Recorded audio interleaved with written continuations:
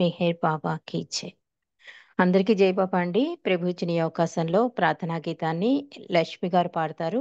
హారతి దినేషు, వైదేహి గారు, చలనీనా స్వామి. జై బాబా. లక్ష్మి గారు जय बाबा। జై. अवतार मेहर बाबा की जय। अवतार की जय बाबा की। नमो मेहर बाबा, अवतार नमो देव देवा। प्रभु नमो मेहर बाबा, अवतार नमो देव देवा। अपार दिव्य कृपा सागर, सकल चराचर जगदोद्धार। नमो मेहरु बाबा, अवतार नमो देव देवा।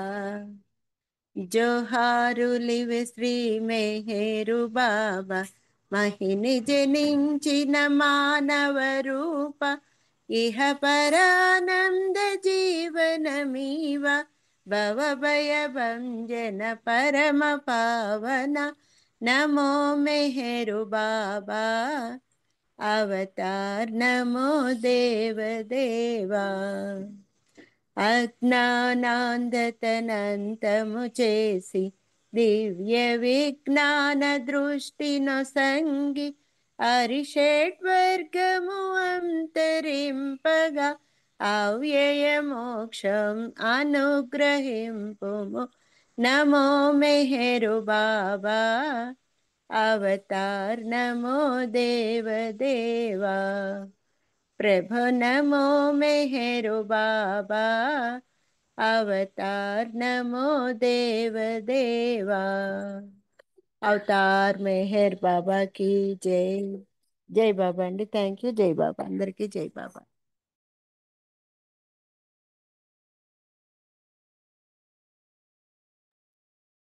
జై బాబా అండి. ప్రార్థనా గీతంతో ఈరోజు ఈ సహవాస్ ప్రారంభించినందుకు లక్ష్మి గారికి జై బాబా. మనం గత కొన్ని రోజులుగా సత్య సంపద అనే రెండో భాగంలోని విశేషాలు మనం తెలుసుకుంటున్నాం. నిన్నటి రోజు వియోగంతో వేదన గురించి మనం తెలుసుకుంటున్నాం.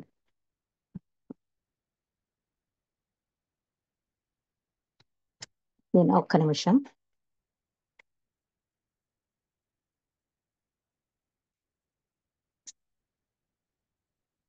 అంటే రుస్తుంబి పలహాటి చెప్తున్నాడు, బాబూజీ ఆరోగ్యం బాగుండేది కాదు, కానీ బాబూజీ సాన్నిధ్యం నాకు బాబా ప్రెజెన్స్ని ఆయనతో ఉన్నంత అనుబంధంతో ఉండేది నాకు.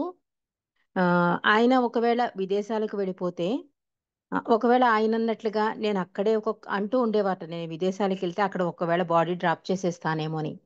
అలా అంటున్నప్పుడు నాకు చాలా భయమేసేది.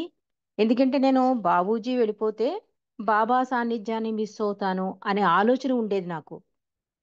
అలా ఉండడంతో నాకు ఒకటి కూడా అనిపించింది. ఎందుకంటే బాబా భౌతికంగా దూరమైనప్పుడు, నేను బాబూజీలోనే బాబాని చూస్తున్నప్పుడు, డైరెక్ట్ బాబా సాన్నిధ్యంలో ఉన్న మండలి బాబా వెళ్ళిపోతే ఎంత వేదనకు గురి అయ్యారో అని అనిపించేది నాకు అని చెప్పి నిన్నటి రోజు రుస్తుంబి పలహాటి మనకు చెప్పాడు. ఆ ఆలోచన నాలో తీవ్రమైన వేదనకు గురి చేసింది. ఆ అంటే దాని గురించి మెహర్వాన్ చేస్తావాలా అని అడుగుతాడు. ఏమని అడుగుతాడంటే, ఆయన్ని ఫోన్లో అడుగుతాడు. బాబా నిర్దేశించినట్లు తమ దినచర్యను కొన్ని దశాబ్దాల పాటు మండలి వారు మాట్లాడుకుంటూ చేసుకుంటూ పోయారు. అలా చేయడం వల్ల వారికి ఏమొస్తుందో అని ఇసుమంత సూచన కూడా వారికి బాబా ఇవ్వలేదు. అంటే బాబా నుంచి ఏమీ ఆశించలేదు కదా, ధూళిగా మారిపోయారు మండలి. బాబా వెళ్ళిపోయాక కూడా బాబా ఏమేమిటి చెప్పారో ఆ డ్యూటీలు అలా చేసుకుంటూ పోయారు కొన్ని సంవత్సరాలు, ఏమీ ఆశించకుండా. ఇది ఎలా సాధ్యం? అంటే ఇప్పుడు బాబూజీ వెళ్ళిపోతున్నారంటే బాబా ప్రెజెన్స్ మిస్ అవుతాను అని ఒక బాధ నాకుంది. కానీ మండల్లో ఏ బాధ లేదే. కానీ బాబా చెప్పినట్లుగా అలా చేసుకుంటూ వెళ్ళిపోవడం సాధ్యమేనా? ఇది అతని సంశయం. దాన్ని మేర్వాన్ చేస్తావాలని ఫోన్లో అడిగాడు. బాబా భౌతిక దేహం విడిచినప్పుడు నీవు బాబా వియోగంలో వేదనను అనుభవించావా? మేర్వాన్ చేస్తావాలని రుస్తుంబి ఫల్హాటి అడిగాడు. అప్పుడు మేర్వాన్ చేస్తావాళ్ళు అంటున్నాడు, అవును, మొదట్లో ఆ ఆవేదన అంత తీవ్రంగా ఉండేది. దేని మీద శ్రద్ధ లేకుండా పోయింది. చివరికి ఆరోగ్యం కూడా పట్టించుకోలేదు. అంటే అందరూ కూడా నిస్త్రారుని అయిపోయారండి. అంటే ప్రపంచమంతా శూన్యమైపోయినట్టు అనిపించింది మండలికి. అదే చెప్తున్నాడు మేరీవాన్ కూడా. మొదట్లో నాకు కూడా తీవ్రంగా ఉండేది బాబా భౌతిక దేహం చాలించినప్పుడు. అది ఆరోగ్యాన్ని కూడా దెబ్బతీసిందని చెప్తున్నాడు. అంటే ఆరోగ్యాన్ని కూడా పట్టించుకోలేదు మేము. అయితే దాన్ని ఎలా ఎదుర్కొన్నారు? మళ్ళీ తిరిగి ప్రశ్నించాను నేను మేరీవాన్ని. బాబా చెప్పినట్లు ఆయనే అధికాధికంగా స్మరించడం ద్వారా దేన్నైనా అధిగమించవచ్చు. అదే చేశాం మేము. కొన్ని రోజులు గడిచాక మా పనులు మేము చేసుకోవడం ప్రారంభించాం. కానీ ఇప్పుడు మేము చేసేది ఆయన కొరకు మాత్రమే. మాకు దేని మీద శ్రద్ధ లేకపోయినప్పటికీ ఆయన కొరకు మేము చేసుకుంటూ పోవాలి. అందుకే ఆయన కొరకే అంత యథాలాపంగా చేసుకుపోతున్నాం మేము అన్నారు మేర్వాన్. అంటే ఈ అధికాధికమైన ప్రేమ ఏమవుతుందంటే ఆయన చెప్పినట్లుగానే ఇంకా ఆయన సంతోషం ఆయన కోసమే జీవించిన జీవితాలు కనుక ఫస్ట్ లో కొంచెం బాధ అనిపించినా తర్వాత తర్వాత ఏమైంది, ఆయన కోసం చేయడం మొదలెట్టాం. అది మాకు అలవాటైపోయింది యథాలాపంగా. అంటే బాబా ఉన్నట్లుగా. అందుకే మనం మెహరాజాద్ వెళ్ళినా కూడా బాబా ఇప్పుడే అక్కడి నుంచి వెళ్ళారా అన్నంత అద్భుతంగా ఉంటుందండి మెహరాజాద్ ప్రకృతి. మెహరాజాదు ఎందుకు అలా ఉన్నాయి అంటే బాబా ఉన్నారక్కడ. కానీ మన మనస్సు ఏంటంటే ప్రాపంచికానికి మాయ తెరల వలన అది మనం గుర్తించలేకపోతున్నాం. కానీ బాబా అప్పటికీ ఇప్పటికీ ఎప్పటికీ మనతోనే ఉన్నారు. అది మండలికి తెలుసు కనుక బాబా మాతోనే ఉన్నారనే ఆ భావన, ఆ అనుభూతి వాళ్ళు నిరంతరం చెందుతున్నారు కనుక ఆ పనులను యథాలాపంగా చేయడం అలవాటు చేసుకున్నాం అని చెప్తున్నాడు మేర్వాన్. ఆయన వియోగంలో కలిగే వేదన మనల్ని ప్రాపంచిక కోరికల నుండి విముక్తులు చేయడానికి సహకరిస్తుంది. వేరే ఏ ఇతర విషయాలను లెక్క చెయ్యం మేం. ఆయన గురించే జీవిస్తాం. ఆ విధంగా ప్రపంచంలోనే జీవిస్తూ దానికి చెందకుండా బాబా కొరకు మాత్రమే జీవిస్తున్నాం. నిజంగా మనకి ఆ అదృష్ట భాగ్యమండి. నేను ఎందుకు ఇలా ప్రతిసారి ఈ ఆన్లైన్ స్కైపుల గురించి చెప్తాను అంటే, మనం కూడా ఒకప్పుడు ఇక్కడ మేర్వాన్ ఏమంటున్నాడు, ఆయనలో వియోగం అంటే బాబా స్మరణ చేసుకోవడం, బాబా చెప్పిన పనులు చేయడం, ఇవన్నీ ఏమవుతుందంటే బాబా భౌతిక డ్రాప్ అయినప్పుడు వియోగం, వేదన కలిగాయి. అవేమవుతాయి వెంటనే ఏమైంది మళ్ళీని బాబాని అధికాధికంగా ప్రేమించడం వల్ల ఏమైంది మాకు నేను అన్నది లేకుండా పోయింది. ఎందుకంటే ప్రాపంచిక కోరికల నుండి విముక్తులు చేయడానికి సహకరించింది. ఆ వేదన దేనికి తోడైంది? బాబాని వెళ్ళిపోయినా కూడా భౌతికంగా వాళ్ళు ఉన్నారు అనే అనుభూతి కలిగించేలా బాబా వాళ్ళకి ట్రైనింగ్ ఇచ్చారు కనుక మేము వెంటనే డైవర్ట్ అవ్వలేదు, ప్రాపంచకంలోకి వెళ్ళిపోలేదు.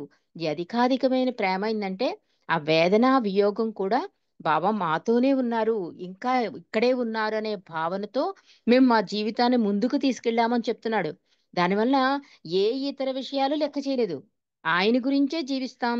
ఈ విధంగా ప్రపంచంలోనే జీవిస్తూ దానికి చెందకుండా బాబా కొరకై మాత్రమే జీవిస్తున్నాం. ఇది చాలా అద్భుతమైన విషయం అండి. ఎందుకంటే కరోనాకి ముందు మనం ప్రాపంచికానికి ఎక్కువ అటాచ్‌గా, బాబాకి తక్కువ అటాచ్‌గా. అంటే తక్కువ ఎప్పుడైనా సెంటర్‌లకి వెళ్ళడం, సహవాసులు, అమరతిథి ఇలా ఉండేది బాబాతో మన సాంగత్యం. కానీ ప్రభువే మన ఇంటికొచ్చేసి ఆ దర్బార్‌ని ఏర్పాటు చేసి ఎన్నో అద్భుత విషయాలు పెద్దల చేత మనకు తెలియబరుస్తున్నారు కనుక మనకి కూడా ఆయన సాన్నిధ్యం అనుభూతి అవుతోంది. అంటే ఈ సమయాన్ని మనం వృధా చేసుకోవట్లే. ఒకవేళ ఆన్‌లైన్ స్కైప్‌లో ఎవరైనా రాకపోయినా కూడా అంటే స్పీచ్ చెప్పడానికి వీలు లేక స్పీకర్ రాకపోయినా కనీసం సంకీర్తనైనా చేసుకుందాం. అది ఒక రకంగా ఆయన స్మరణే అని సంకీర్తనలు చేసుకుంటూ ఆ టైంని కూడా సద్వినియోగం చేసుకుంటున్నారు ప్రేమికులు. ఇది బాబా కోరింది కూడా. అంటే మన తపన, మన యొక్క బాబాతో ఉండాలనే ఈ కోరిక బాబా నెరవేర్చారు కనుక మనం అందరం కూడా చాలా అదృష్ట భాగ్యశాలులం. మేరువాంజ సవాలా అన్నట్టు మనం ఒకవేళ స్కైప్ పోయి ఒకవేళ ఈ జూమ్ అనేది రాకపోతే ప్రాపంచికానికి వెళ్లకుండా ఆ సమయంలో కూడా బాబాని తలుచుకునే భాగ్యం మనం అలవాటు చేసుకోవాలన్నమాట. అయ్యో ఇవాళ జూమ్ రాలేదు, నెట్ లేదు అని చెప్పి ప్రాపంచికానికి వెళ్ళిపోకూడదు. ఆ సమయంలో మన ఇంట్లో ఉన్న బాబా పుస్తకాలు వినడమో, చదవడమో, ప్రేయర్స్ చేసుకోవడమో, స్మరణ చేసుకోవడమో, ఆ సమయాన్ని ఆయన కోసమే కేటాయించాలి. ఎందుకంటే బాబా ఇచ్చిన సమయం మనకి. దీన్ని మనం సద్వినియోగం చేసుకోవాలి. మేరువాన్ చేసేవాళ్ళు కూడా బాబా భౌతికంగా దూరమైనా కూడా మేము ప్రాపంచికానికి అతుక్కోలే. ఆయనతో ఆయన లేరు అన్న విరహం, వేదన ఏమైంది? అధికాధికమైన ప్రేమకు దోహదపడి ఆయన చెప్పినట్లుగా ఆయన సంతోషాన్నే కోరుకుంటూ మేము ప్రాపంచికాన్ని పూర్తిగా డిటాచ్ అయిపోయాం. బాబాతో పూర్తిగా అటాచ్ అయిపోయాం అని చెప్తున్నాడు మేరువాన్ జస్సవాల. మనం కూడా అటువైపే అడుగులు వేస్తున్నామండి. ఎందుకంటే కొన్ని గంటలు బాబా సాన్నిధ్యంలో గడుపుతున్నా ప్రేమికులో ఆ వరప్రసాదం ప్రభు ఇచ్చినందుకు మరొక్కసారి ధన్యవాదాలు. ఇంకా అంటున్నాడు, ఆయన వియోగంలో మొదలైన వేదన మీ హృదయాలలో ఇప్పటికీ ఉందా అడిగాను నేను రుస్తుముని. మేర్వాన్ని రుస్తుం అడుగుతున్నాడు. ఎంత అద్భుతం అంటే మనకొచ్చే ప్రశ్నలే రుస్తుం అడుగుతున్నాడండి. అంటే బాబా భౌతికంగా డ్రాప్ అయినప్పుడు మండలి అలా ఏడవడం గురించి చెప్పారు. అంటే అది విరహ వేదనతో వచ్చిన వేదన తప్ప మామూలుగా ఒక మనిషి పోతే వేదన కాదు అని చెప్పాడు. మెహరా బాధని మండలి బాధని. అలాగే బాబా వెళ్ళిపోయాక మీరు ఎలా చేయగలిగారు ఆ పనులు ఏమీ ఆశించకుండా? అంటే ఏమీ ఇవ్వలేదు కదా బాబా వాళ్ళకి. వెళ్ళిపోతూ వెళ్ళిపోతూ. కానీ వాళ్ళేమంటున్నారు? బాబా వెళ్ళిపోయినా కూడా ఆ విరహం, ఆ వేదన ఏమైంది? బాబానే అధికాధికంగా ప్రేమించడానికి దోహదపడిందని చెప్తున్నాడు. ఇంకా ఇప్పటికీ ఉందా? అంటే కొన్ని సంవత్సరాలు అయిపోయింది కదా బాబా వెళ్ళిపోయి. ఆ వియోగం ఇంకా మీ హృదయంలో అలాగే ఉందా? అడిగాడు రుస్తుం. అవును, ఇంకా ఉంది. కానీ ఆ వేదన మరియు అలజడి మనం బాబా ఇచ్చకు లోబడినప్పుడు అవే అదుపులోకొస్తాయి. అప్పుడు అన్నీ మనం ఆయన కొరకే చేస్తాం. అందుకే మై విష్ ఇచ్చారండి బాబా. ఇక్కడ ఈ మెహర్వాన్ చేస్తా కూడా అదే అంటున్నాడు. ఎప్పుడైతే ఆ వేదన ఏమవుతుంది? ఆయన ఇచ్చకు లోబడిపోతుంది. బాబా ఏమన్నారు? భగవంతుని సీరియస్‌గా, ప్రాపంచికాన్ని సాధారణంగా తీసుకోమన్నారు. వీళ్ళు కూడా బాబాని సీరియస్‌గా తీసుకోవడం వల్ల ఏమైందండి? బాబాకే మొదటి స్థానం ఇవ్వడం వల్ల ఆ వేదన క్రమక్రమంగా బాబా వైపు తిరగడానికి ఎక్కువ అవకాశం కలిగింది. అది దానివల్ల ఆ వేదన కంట్రోల్ అయిపోయి బాబాకి ఏది ఇష్టం, బాబా సంతోషం ఏంటి, బాబా కొరకు ఎలా ఉండాలి ఈ జీవితం, ఇటువైపు వెళ్ళిపోయింది. అండ్ దానివల్ల అవి అదుపులోకి వచ్చాయి అని చెప్తున్నాడు. అప్పుడు అన్నీ మనం ఆయన కొరకే చేస్తాం. ఆ విధంగా ఆ విరహ జ్వాల నీ హృదిలో జ్వలిస్తూ ఉండగా ఆయన నిన్ను తన పనికి వాడుకోవడమే కాకుండా తద్వారా మానవాళికి ఉపయోగపడేటట్లు చేస్తాడు అన్నారు మేర్వాన్. మేర్వాన్ సమాధానంగా, సరిగ్గా చెప్పావు. అంటే రుస్తుం అన్నాడు, మీరన్నది కరెక్టే. మీరన్నట్టుగా అవన్నీ అదుపులోకి రావడం, బాబా ఇచ్చని నెరవేర్చడం, ఇవన్నీ ఏమవుతుందంటే ఈ ఈ బాబా మీద ఈ అధికాధికమైన ప్రేమ అవుతుందంటే, బాబా అప్పుడు నిన్ను ఒక సాధనంగా వాడుకుంటారు అన్నది నిజమే కదా! రుస్తుం అడుగుతున్నాడు మేర్వాన్ని. తద్వారా మానవాళికి ఉపయోగపడేటట్లుగా. అంటే ఏదో రకంగా ప్రతి ఆత్మ అంటే ఒక ప్రేమికుడు అంటారండి. ఒక కారులో మనం టూల్స్ లాంటి వాళ్ళంట. డ్రైవరు, ఆ ఓనరు ఎప్పుడు ఏ టూల్ అవసరమైతే ఆ టూల్‌ని తీసుకొని వాడతాట. ఆ టూలు వాడడానికి రెడీగా ఉండాలట. ఎప్పుడు నన్ను ఓనర్ తీసుకుంటాడా అని ఎలర్ట్‌గా ఉండాలట. అలాగా ఇక్కడ కూడా మేరువాన్ జస్సావాలా అన్నట్లుగా రుస్తుం అంటున్నాడమాట. ఎప్పుడైతే నువ్వు బాబాకి అనువుగా నీ జీవితాన్ని మలిచేసుకుంటావో అప్పుడేమవుతుంది? మానవాళికి ఉపయోగపడేటట్లుగా ఆయన్ని ఒక సాధనంగా వాడుకుంటాడు. మనకండి రామకృష్ణయ్య గారు చూడండి, తోట నాగేశ్వరరావు గారు చూడండి, వీళ్ళందరూ కూడా మనకు ఆదర్శం అండి. మండలే కాదు, గొప్ప ప్రేమికులున్నారు. వీళ్ళందరి నడవడిక మనకొక ఆదర్శం అన్నమాట. ఎలాంటి పరిస్థితులు ఎదురైనా కూడా బాబాతోనే ఉండడం. అవన్నీ కూడా మరంటే బాబా సాధనంగా వాడుకున్నట్టే కదా! ఒక రామకృష్ణయ్య గారి, తోట నాగేశ్వరరావు గారు వాళ్ళ ద్వారా మనం బాబా విషయాలు చాలా తెలుసుకున్నాం గనక. అదే అంటున్నాడు రుస్తుం కూడా. తద్వారా మానవాళికి ఉపయోగపడేటట్లు చేస్తాడు అవతారుడు మెహర్ బాబా అని చెప్తున్నాడు. అప్పుడు మేర్వాన్ అన్నట, "యెస్, నువ్వు చెప్పింది కరెక్ట్. సరిగ్గా చెప్పావు. అవి 2 వేరు వేరు శక్తులు. వియోగంలో తపన మరియు ఆయన ఇచ్చకు లోబడి ఉండడం అనేవి ఒకదానికొకటి భిన్నమైనవి. ఒకరు దేవుని వియోగంలో వేదనతో ఉన్నప్పుడు సమజ్ఞతను పొందాలంటే అతడు ఎంత వీలైతే అంత ఆయన ఇచ్చకు బద్దులైపోవాలి. అలా సమతుల్యత సాధించినప్పుడే మానవాళికి సహాయపడేటట్లు బాబా సేవ చేయగలుగుతాడు. లేకపోతే లేదు అన్నారు మేర్వాన్. మేర్వాన్ చెప్పే విషయాన్ని శ్రద్ధగా ఆకలింపు చేసుకోవడానికి ప్రయత్నిస్తున్నాను నేను. కానీ మరో అనుమానం కలిగింది. ఎవరైతే దేవుని కొరకు తపనతో తమ హృదిలో రగిలిపోతారో వారికి నేను ప్రకటీకృతమై వారిని నాలో ఐక్యం చేసుకుంటానన్నారు కదా బాబా, అడిగాను నేను మెర్వాన్ని. అవును, నిజమే. అలాంటి సిద్ధంగా ఉన్న ఆత్మలు చాలా అరుదు. భగవంతునిలో ఐక్యం కావాలనే తీవ్రమైన తపనను భరించగలిగే సామర్థ్యం దానికి ఉంటుంది. ఎడబాటులో వేదన ఎంత తీవ్రంగా ఉంటుందంటే ఆ ఆత్మ పగిలిపోతుంది. ఆ విచ్ఛేదనలోనే భగవదైక్యం పొందుతుంది. అంటే పూర్తిగా నేను అన్నది నశించిపోవాలండి. ఒక బాబా అందుకే సంస్కార ప్రక్షాళన కానీ మండల్లో ఎలా చేసేవారంటే ఆ మొక్క లోతుల్లోంచి అంటే మళ్ళీ మొలవకుండా అహంకారం నాశనం చేశారు బాబా. అందుకే బాబా అంటారు సంస్కార ప్రక్షాళన చేయాలంటే నాతో గడిపే సాన్నిధ్యాన్నే మరింత పెంచుకోండి అనడానికి కారణం ఏంటంటే, కూకటి వేళ్ళతో తీసేస్తాడనమాట. ఒక ఆత్మ రెడీగా ఉంది అంటే, బాధ ఎక్కువే, వాళ్ళకి బాధలు ఎక్కువే అవుతాయి. కానీ తట్టుకునే శక్తి వాళ్ళకుండాలి. ఆ శక్తి గనక ఉంటే అక్కడ ఆత్మ పోతుంది. అక్కడ పరమాత్మే వచ్చి కూర్చుంటాడనమాట. అదే చెప్తున్నాడు. కానీ చాలా కష్టం. అలా భగవదైక్యం పొందిన వాళ్ళు చాలా తక్కువగా ఉంటారు. కానీ వాళ్ళ పరిస్థితి ఇలా ఉంటుంది అని చెప్తున్నాడు మేర్వాన్ జస్సవాల. మేర్వాన్ చెప్పింది వింటూ ఉంటే బాబాయే చెబుతున్నట్లుంది నాకు. ఆయన మాటలు వేదనతో నిండిన నా హృదయానికి మందులా పనిచేశాయి. మేర్వాన్ ఇంకా ఇలా చెబుతున్నారు. చాలా అరుదైన ఆత్మ మాత్రమే పరిపూర్ణంగా ఆయన ఇచ్చకు కట్టుబడి ఉంటుంది. అలాంటి ఆత్మలకు ఈ వేదన, తపన ఉండవు. ఏకంగా ముక్తినే సాధిస్తాయి. ఆ ఆత్మలు తర్వాత బాబా పని చేయలేవు. ఎడబాటులో వేదన లేదా ఐక్యం కొరకు తపన మరియు ఆయన ఇచ్చకు సంపూర్ణ సిద్ధత అన్నీ తన శరీరంలో సమానంగా ఉంచుకున్నవాడు బాబా సేవ ద్వారా మానవాళికి సహాయం చేయగలుగుతాడు. అలా మేర్వాన్ మాటల ద్వారా శాంతపడిన నా మనసు అతనికి ధన్యవాదాలు తెలిపింది. అంటే బాబా భౌ భౌతిక దేహం విడిచేశాక మండలి ఎలా చేయగలిగారు అంటే చెప్తున్నాడనమాట. ఇంకక్కడ పూర్తిగా వాళ్ళుండరు. బాబాయే వచ్చి కూర్చోవడం వల్ల ఆ పనులు అలా కొనసాగుతున్నాయి ఇప్పటి వరకు. అంటే ఆ విరహం, ఆ తపన కంట్రోల్ చేసేస్తుందన్నమాట. చేసేసి బాబాయే వచ్చి కూర్చొని నడిపిస్తాడనమాట. అంటే ఆయన రథసారథి అయిపోతాడు. వీళ్ళు వెహికల్ అయిపోతారు. అంటే రథం రథం వీళ్ళైపోతే ఆ సారథి బాబా అన్నమాట.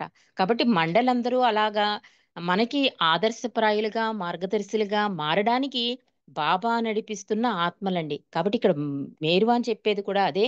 రుస్తుంబి ఫల్హాటి కూడా అదే అంటున్నాడు. అక్కడ ఎప్పుడైతే నేను నశించిపోతుందో అక్కడ బాబా వచ్చి కూర్చుంటాడు.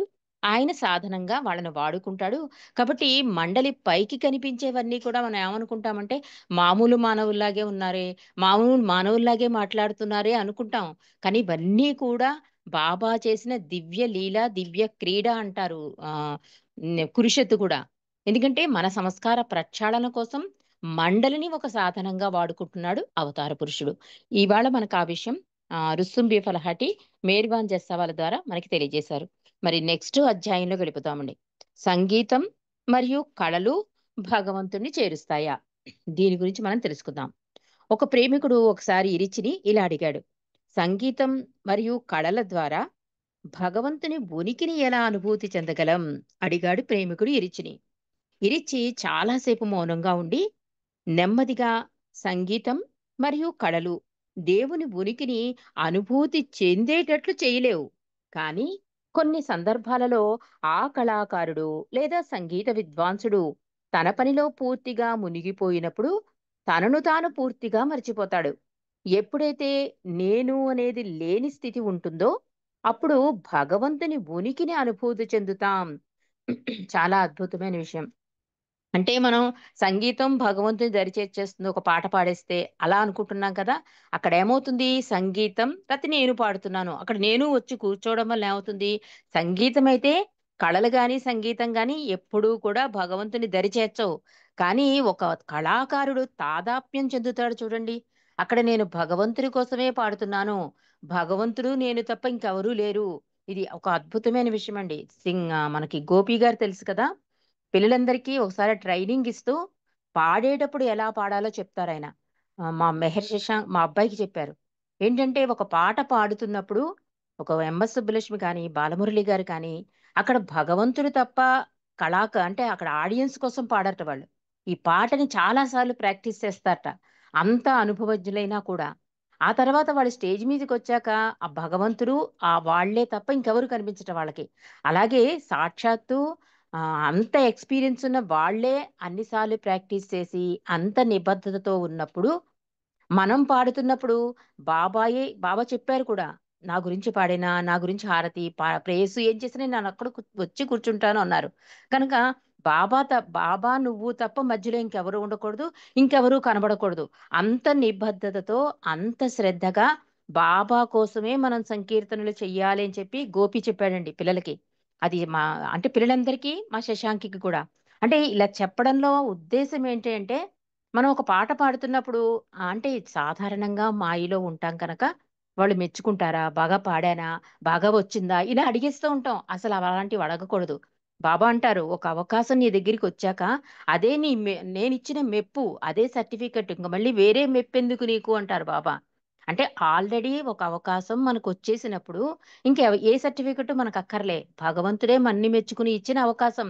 అలాగే ఇక్కడ ఇరిచి ఏం చెప్తున్నాడు అంటే, ఒక కళాకారుడు గాని, ఒక పాటలు పాడేవాడు గాని, ఆర్టిస్ట్ గాని ఎవరైనా చేస్తున్నంత సేపు అదేం భగవంతుడి దగ్గరికి చేర్చదు. కానీ వాడు తాదాత్మ్యం చెంది చేస్తాడు చూడండి. ఒక్కొక్కసారి పాట వింటుంటే మనకి ఆహా అనిపించేస్తుంది. అంటే భగవంతుని దరి చేర్చేస్తూ ఉంటుంది కొన్ని పాటలు, కొన్ని సాహిత్యం, కొంత కొన్ని బాబా ఫోటోస్ వేసినవి చూస్తూ ఉంటే మనకి. అలా ఉండాలి. అంటే అక్కడ నేను మాయమైపోతే కనుక అది అది భగవంతుని దరి చేరుస్తుంది అని చెప్తున్నాడు. అంటే పూర్తిగా మునిగిపోవాలి. తనను తాను పూర్తిగా మరిచిపోతాడు. ఎప్పుడైతే నేను అనేది లేని స్థితి ఉంటుందో అప్పుడు భగవంతుని ఉనికిని అనుభూతి పొందుతాడు చెప్తున్నాడు ఇరిచి. అదే మరో విధంగా ఒక కళాకారుడు లేదా సంగీత విద్వాంసుడు తన పని పేరు ప్రతిష్టల కోసం ఆలోచిస్తూ చేసినప్పుడు అతడి అహం అక్కడ ఉంటుంది. ఎక్కడైతే అహం ఉంటుందో అక్కడ దేవుని ఉనికి ఉండదు. ఆ పని ఇతర పనులు చేయడం వల్ల కలిగే బంధనాలాంటి బంధనాలను కూడా కలిగిస్తుంది. ఏ పనైనా సరే నిన్ను నీవు మరిచిపోయి చేసినట్లయితే అది నీకు భగవంతుని ఉనికిని అనుభవింపజేసి నిన్ను ఉల్లాసపరుస్తుంది. అదే నీవు పని చేసేటప్పుడు నీవేం చేస్తున్నావు అనే ఎరుకను నిరంతరం కలిగి ఉండి నేనెంత గొప్ప పని చేస్తున్నాను, లేదా నేను చేసే పని అందరి పనుల కంటే చాలా గొప్పది అనే భావనలు గర్వాన్ని బలపరిచి ఆ ఆత్మ ఇంకా బంధనాలలో కూరుకుపోయే ప్రమాదం ఉంది. అలాంటి పనిలో ఉల్లాసం కలగదు సరికదా, అక్కడ భగవంతుని ఉనికి ఉండనే ఉండదు అన్నారు ఇరిచి. అంటే ఏదైనా ఒక పని చేస్తున్నామంటే అందుకే బాబా నిత్య సహచరుని చేసుకోండి అన్నారు. ఇప్పుడు కళే కాదండి, మనం చేసే జీవితంలో నిత్య కృత్యాలైన మన పనులు కూడా నేను చేస్తున్నాననే భావన ఉంటే నీకు సంస్కార బంధనం అయిపోతుంది. అది బంధనాల్లో ఇరుక్కుపోతుంది. అది ఏ పనైనా సరే భగవంతుని కోసమే చేస్తున్నాను, ఆయన సంతోషం కోసమే చేస్తున్నాను. ఒకవేళ ఈ పని బాబాకి దగ్గర చేస్తోందా, దూరం చేస్తోందా, ఈ భావనతో చేస్తే కనుక అది ఏ పనైనా సరే భగవంతుని దరి చేరుస్తుంది. అక్కడ భగవంతుడు ఉంటాడు అని చెప్తున్నాడు ఇరిచి. అదే కనుక నేనే చేయగలను, నేనే ఇలా మాట్లాడగలను, నేనే ఇంత బాగా పాడగలను అనే భావన ఎప్పుడైతే వస్తుందో అది నిన్నేం చేస్తుంది? భగవంతుడికే నష్టం కాదండి, నీకే నష్టం. సంస్కార బంధనాలో కూరుకుపోతావు. అది భగవంతుని దరి చేరదు. అది చాలా ప్రమాదకరం అని చెప్తున్నాడు ఇరిచి. ఇరిచి ఇంకా చెబుతూ ఇలా అంటున్నారు. కాబట్టి నీవు ఏ పని చేస్తున్నా సరే నేను అనే గర్వాన్ని రానీకు. ఎక్కడ అహం ఉంటుందో అక్కడ ఆయన ఉండడు. ఆ పని నుండి నీవు తప్పుకుంటే ఆయనొస్తాడు. అలా ఎలా చేయగలవు? ఆయన కొరకే నీవు ఆ పని చేసినప్పుడు మాత్రమే అది బాబాకే చెందుతుంది అన్నారు ఇరిచి.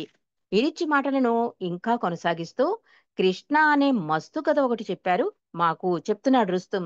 అంటే మనకు కొంచెం అర్థం అవ్వాలంటే ఒక సంఘటన, ఒక కథ, ఏదో ఒకటి రుస్తుం యాడ్ చేస్తూ ఉంటాడండి. అలాగే ఇరిచి ఈ నేను అంటే ఈ కళల గురించి చెప్తున్నప్పుడు ఒక మస్తు గురించి చెప్తున్నట. ఉత్తర భారతదేశంలో రైల్వేలో పనిచేసే ఒక వ్యక్తి ఉండేవాడు. అతడు కృష్ణ భక్తుడు. తన ఇంట్లో తరచుగా భజనలు ఏర్పాటు చేసుకుని కీర్తనలు, పాటల ద్వారా ప్రభు స్తుతి చేస్తూ ఉండేవాడు. ఒకసారి ఏమైందంటే భజనలో పూర్తిగా మైమరిచిపోయి సమయం గమనించే స్థితిలో లేడు కృష్ణ. తనను తనను తాను మరిచిపోయాడు. పరిసరాల స్పృహ అతనికి లేదు. అలా చాలాసేపు తనను తాను మరిచి భగవన్ నామస్మరణలో ఉన్న తర్వాత స్పృహలోకి వచ్చాడు కృష్ణ. తాను తన పనికి వెళ్ళవలసిన సమయం దాటిపోయిందని తెలుసుకున్నాడు. అతను రైల్వేలో గార్డుగా పనిచేస్తున్నాడు. తాను సిగ్నల్ ఇవ్వవలసిన రైలు చాలా గంటల కిందటే వెళ్ళిపోయింది. తాను తనను తాను మర్చిపోయి సమయం పట్టించుకోకుండా ఉన్న కారణంగా రైలు వెళ్ళిపోయిందని గ్రహించి స్టేషన్‌కి పరుగు తీశాడు. ఇతడిని చూసి స్టేషన్ మాస్టర్ ఆశ్చర్యపడుతూ అతడు ఏదైనా చెప్పేలోపే "ఇక్కడేం చేస్తున్నావ్? ట్రైన్‌కేమైనా జరిగిందా?" అడిగాడు ఆర్దుతగా స్టేషన్ మాస్టరు. స్టేషన్ మాస్టర్ ఎందుకలా అడుగుతున్నాడో ఆ కృష్ణగాడికి అర్థం కాలేదు. అతడన్నాడు, "నాకు తెలీదు. నేనిప్పుడే వస్తున్నాను" అన్నాడు కృష్ణ మాస్టర్‌తో. ఆ మాటలకు స్టేషన్ మాస్టరు ఆశ్చర్యపోతూ, "దేని గురించి మాట్లాడుతున్నావ్? నా ముందే కదా నీవు రిజిస్టర్‌లో సంతకం చేశావ్. మనిద్దరం కలిసి టీ తాగాం. తర్వాత కలిసి ట్రైన్ వరకు వెళ్ళాం. నీవు ఆ ట్రైన్‌లో వెళ్ళడం నేను చూశాను కదా" అన్నాడు స్టేషన్ మాస్టరు. ఆ గాడికి తల తిరిగిపోయింది. ఏం చెప్పాలో కూడా తెలియలేదు. తాను ఇప్పుడే వచ్చానని, ఎక్కడో పొరపాటు జరిగిందని ఆ మాస్టర్‌కు పదే పదే నచ్చచెప్పబోయాడు కృష్ణ మాస్టరు. అప్పుడు ఆయన రిజిస్టర్ తెరిచి చూపించాడు. ఆ రైల్వే మాస్టర్ చూపించాడు. అక్కడ కృష్ణ గార్డ్ సంతకం చేసినట్లుగా ఉంది. తాను సంతకం చేసి ఉండడం చూసి కృష్ణ షాక్ తిన్నాడు. హఠాత్తుగా ఏం జరిగిందో అతనికి అర్థమైపోయింది. తాను భగవస్తుతిలో తనను తాను మైమరిచి ఉండగా ప్రభువు తన స్థానాన్ని తీసుకున్నాడు. ఆ సంఘటనతో ఆ వ్యక్తి మస్తుగా మారిపోయి ఉద్యోగం విడిచిపెట్టి కృష్ణ నామస్మరణ చేసుకుంటూ ఒక చోటు నుండి ఇంకొక చోటికి తిరగడం ప్రారంభించాడు. అందుకే అతడు కృష్ణ మస్తుగా పిలువబడ్డాడు. బాబా ఉత్తర భారతదేశం పర్యటించినప్పుడు ఈ కృష్ణమస్తును కనుగొనాలని అనుకున్నారు. అతడు ఒక చోట ఉండకుండా తిరుగుతూ ఉండడంతో కలుసుకోవడం చాలా కష్టమైంది మాకు. అతడు కృష్ణ నామస్మరణ చేస్తూ ఉండడమే కాకుండా తానెక్కడికి వెళితే అక్కడ గోడలపై కృష్ణనామాన్ని రాస్తూ ఉండేవాడు కూడా. అతడు ఫలానా ప్రదేశంలో ఉన్నాడని కబురు తెలిసి అక్కడికి వెళ్ళేటప్పటికీ అతడు అక్కడ నుండి మరో ప్రదేశానికి వెళ్ళిపోయేవాడు. అతడు అక్కడ ఉండేవాడే కాదు. ఆ ప్రదేశంలో ప్రతి గోడపై కృష్ణనామం రాసి ఉండేది. ప్రభువే తన ప్రీతముని వెతుకుతున్నాడన్నమాట. ఆఖరికి ఒకసారి అతన్ని పట్టుకోవడం జరిగింది. ఇరిచి చెప్తున్నాడు. ఆ కృష్ణమస్తు ఎప్పుడూ కృష్ణుడు గురించి నామం చేస్తూ ఉండేవాడు. డ్యూటీ మర్చిపోతే కృష్ణుడే వచ్చి ఆ డ్యూటీని చేశాడు. అది తెలుసుకుని అతను మస్తైపోయాడు. ఏంటి నా స్థానంలో ప్రభు వచ్చి, మనం విన్నాం కూడా సతీ సక్కుబాయి, మీరాబాయి విషయాల్లో కూడా ఇదే జరిగింది. అలాగే కృష్ణమత్తు మస్తు విషయంలో కూడా అలాగే జరిగింది. అతను అలా మస్తయిపోయాడు. అతన్ని చూడ్డానికి బాబా పరుగులెట్టారట. అంటే ఆ తపన నన్ను నిలబడనివ్వదు అంటారు బాబా. అతని యొక్క ఆర్తి అంటే ఆ భగవంతుడే కృష్ణుడు, మెహర్ బాబా, రాముడు కదా కనుక ఆ కృష్ణుణ్ణి కొలిచినా కూడా మెహర్ బాబాయే కృష్ణావతారం కనుక ఈ అవతారంలో మెహర్ బాబాగా వచ్చిన భగవంతుడు కృష్ణ నామస్మరణ చేసే ఆ కృష్ణమస్తుని కలవడానికి తపన పడిపోయారటండి బాబా. అంటే ఏ ఊరెళ్తే ఆ ఊరికి అక్కడికి అక్కడలో కొంచెంలో మిస్ అయిపోయేవారట బాబా. చాలా తపన చెంది ఆఖరికి కృష్ణమస్తుని పట్టుకున్నారట. ఎందుకంటే అతను ఆ గోడల మీద కృష్ణనామం రాసేవట. ఇరిచి చెప్తున్నాడు. ఆఖరికి అతన్ని పట్టుకోవడం జరిగింది. అప్పటి దృశ్యం చూచి తీరవలసిందే అంటున్నాడు. బాబా మరియు ఆ కృష్ణమస్తు ఒకరినొకరు చూసుకుని పరుగు పరుగున వచ్చి ఇద్దరూ తమ కౌగిళ్లలో ఎంతగా మరిచిపోయారంటే వారు కింద పడి ధూళిలా దొర్లారు. దైవీ కౌగిలిలో ఒక ప్రేమికుడు మరియు ప్రీతముడు ముడివేయబడ్డారు. ఆ దృశ్యం నిజంగా చూడవలసిందే, కానీ చెప్పనలవి కాదు అన్నారు ఇరిచి. ఎందుకంటే ఇరిచి కళ్ళతో స్వయంగా చూసిన సంఘటన కనుక అంత అద్భుతంగా వర్ణించారండి. బాబా యొక్క తపన ఆ కృష్ణమస్తు బాబాని చూడగానే నా నా కృష్ణ అని చెప్పి బాబాని ఆలింగనం చేసుకోవడం. అసలు నిజంగా బాబా కూడా అంటారు, నువ్వు ఏ దేవుణ్ణి నిజాయితీగా ప్రేమిస్తున్నావో ఆ దేవుణ్ణే ప్రేమించు, అప్పుడు నాలో నీ కృష్ణుని చూస్తావు అని. అంటే మన ఆరాధన నిజాయితీ అయితే కనుక బాబాయే కృష్ణుడు, బాబాయే రాముడు, బాబాయే బుద్ధ అని మనకి అవగతమవుతుందని బాబాయే స్వయంగా చెప్పారు. కాబట్టి కృష్ణమస్తు కృష్ణుని కొలిచినా కూడా బాబా దర్శనంలో తరించిన ధన్య భాగ్యశాలండి. అవతార్ మెహర్ బాబా కీ జై. జై బాబా అండి. హారతి. जय बाबा। జై జై బాబా. अवतार मेहर बाबा की जय। मन सुहारती दे, मन सुहारती दे, मन सुहारती दे, महिमान्वित मंगल चरणा। मेहर बाबा प्रेममय, नीवे माको सर्वमय। मेहर बाबा प्रेममय, नीवे माको सर्वमय। मन सुहारती दे, मन सुहारती दे,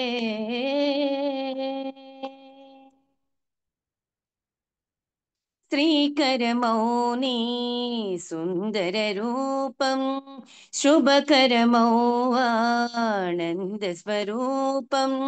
श्रीकरमौनि सुन्दर रूपं, शुभकरमौ आनन्द स्वरूपं।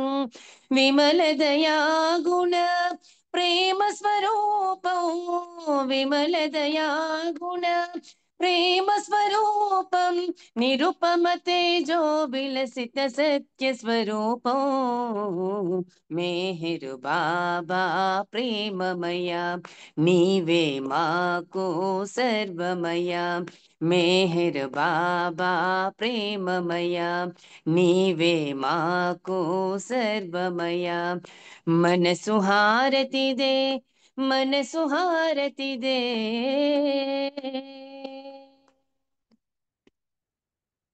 నీ సేవే మా ఇహము పరము నిన్ను సేవించే జన్మే ధన్యము నీ సేవే మా ఇహము పరము నిన్ను సేవించే జన్మే ధన్యము నీ చరణమూలే శరణం శరణం నీ చరణమూలే శరణం శరణం జీవిత పరమావధి నీ సన్నిధి కాదా మేహరు బాబా ప్రేమమయ నీవే మాకు సర్వమయ మేహరు బాబా ప్రేమమయ నీవే మాకు సర్వమయ మనసు హారతిదే మనసు హారతిదే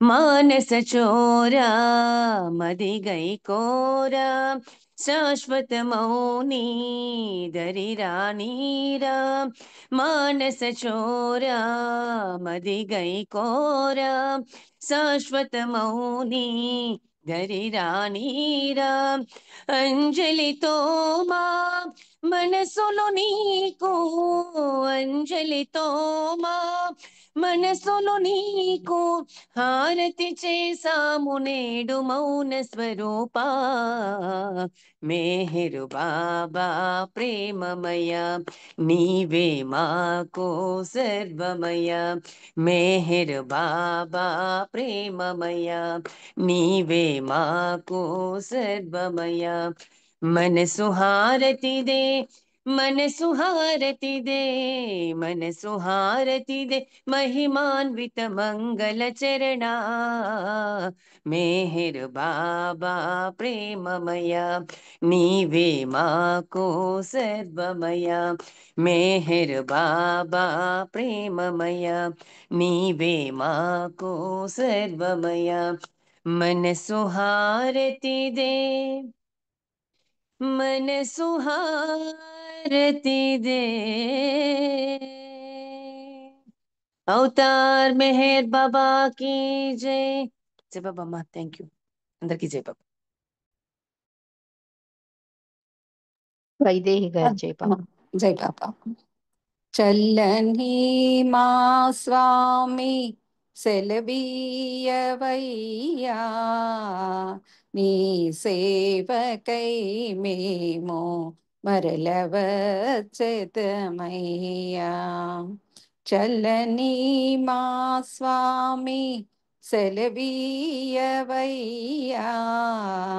నీ సేవకై మేము మరలవచ్చెదమయ్యా మెహరునామమే నిత్యం కీర్తించులాగు మెహరునామమే నిత్యం కీర్తించులాగు ఎల్లవేళల నిన్ను స్మరించులాగు ఎల్లవేళల నిన్ను స్మరించులాగు చల్లని మా స్వామి సెలవీయవయ్యా నీ సేవకై మేము మరలవచ్చెదమయ్యా నీ సేవలో మేము తరించులాగు నీ సేవలో మేము తరించులాగు ప్రేమతో దీవించి సెలవీయవయ్యా. ప్రేమతో దీవించి సెలవీయవయ్యా. సెలవీయవయ్యా. సెలవీయవయ్యా. సెలవీయవయ్యా. अवतार मेहर बाबा की जय। अवतार मेहर बाबा की जय। अवतार मेहर बाबा की जय। జై బాబా అండి అందరికి. జై జై బాబా బాబా అండి. అండి అందరికీ జై బాబా. జై బాబా జై అండి బాబా అండి. అందరికీ జై బాబా. అందరికీ జై మహేర్ బాబా అండి. జై బాబా అందరికీ జై బాబా. జై బాబా జై అందరికి జై మెహర్ బాబా. అందరికీ జై జై బాబా. బాబా.